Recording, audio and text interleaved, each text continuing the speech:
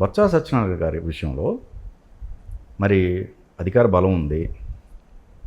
మరి ఆ MLC seat విషయంలో ఎందుకు వెనకడుగు వేశారు? యాక్చువల్గా ఎప్పుడు కూడా ముందడుగు వేయలే ఆ విషయంలో.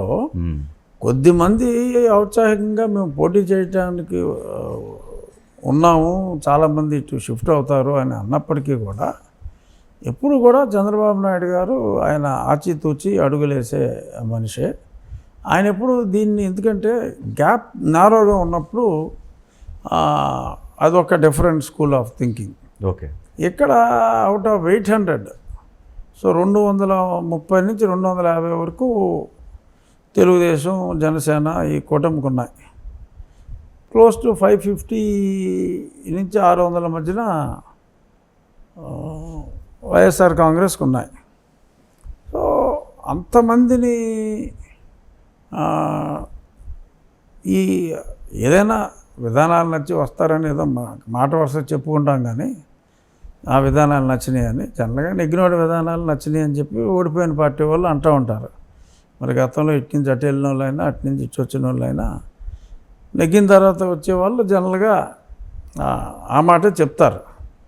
బట్ ఇక్కడ ఇంత పెద్ద మెజారిటీతో నెగ్గిన తర్వాత ఒక ఎమ్మెల్సీ సీటు కోసం మరి అంతగా హార్స్ ట్రేడింగ్ని అంత ఎంకరేజ్ చేయవలసిన అవసరం లేదు.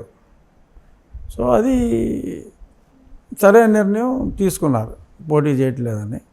బట్ ఎప్పుడు కూడా చంద్రబాబు నాయుడు గారు కానీ, లోకేష్ గారు కానీ దీన్ని సమర్థించాల. వాళ్ళలో వాళ్ళు మాట్లాడుకున్నారు. సో ఎవరసం దిలీప్ గారు అని ఆయన పేరు ఏదో వచ్చింది, డిస్కషన్లో వచ్చింది తప్ప ఎప్పుడు కూడా నాకు తెలిసి ఈ 10 రోజుల్లో ఆ నడుస్తున్న సమయంలో దిలీప్ గారు నాకు బాగా తెలుసు. ఆయన చంద్రబాబు నాయుడు గారిని కానీ, లోకేష్ గారిని కానీ కలిసింది కూడా లేదు ఆ సమయంలో. ఏదో మీడియా పోటీ చేయాలి అని చెప్పి కొద్దిమంది టీడీపీ నాయకులు కోరుకున్నారు. అంత గ్యాప్ ఉన్నప్పుడు పోటీ అనేది సమంజసం కాదు అని చెప్పి సరైన నిర్ణయం తీసుకున్నారు. ఓకే ఓకే, అదే వాళ్ళు ఏంటంటే ఒక పూర్వ వైభవం మళ్ళీ క్రియేట్ అయింది మాకు. అది పిచ్చితనం. అదే వాళ్ళ ఓట్లు,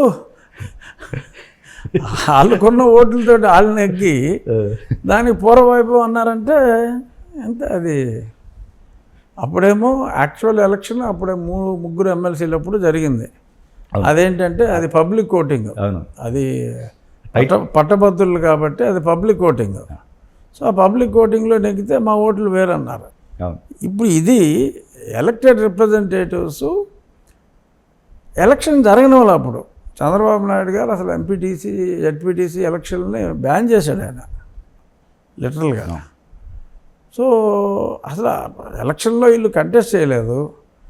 వీళ్ళకి కంటెస్ట్ చేయనప్పుడు నెగ్గిన వాళ్ళు కూడా ఉండరు కదా.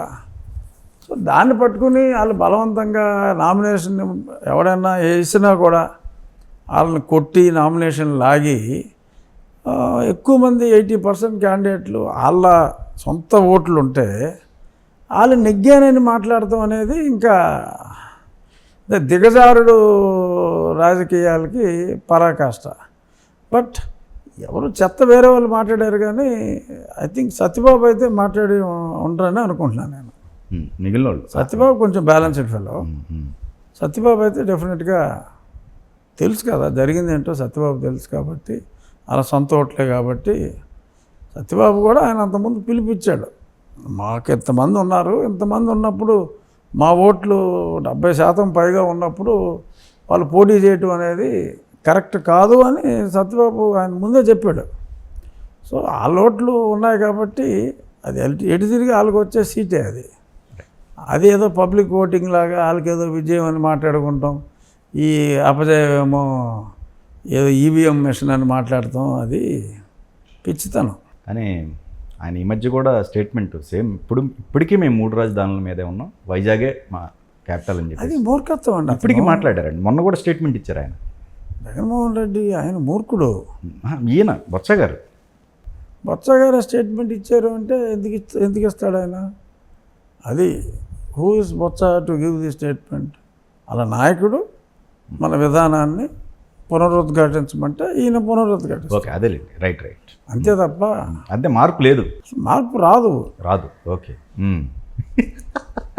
ఓకే. రాదు.